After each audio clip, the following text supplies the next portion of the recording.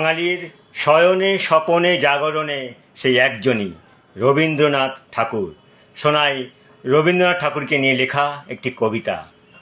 নদীর ধারে রাখাল ছেলে গাইছে বুঝি গান, তার সুরেতে বাতাস কাঁপে বুক করে আনচান।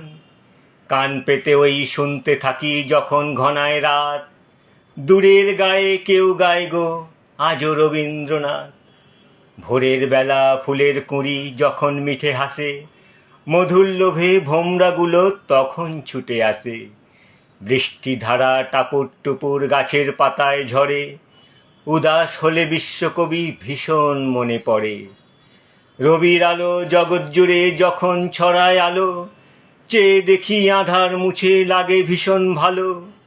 সবুজ সবুজ ঘাসের উপর ফড়িং যখন নাচে, বুঝতে পারি সবার মাঝে রবীন্দ্রনাথ আছে। শোনালাম কবি বিদ্যুৎ মিশ্রের লেখা কবিতা রবীন্দ্রনাথ আছে।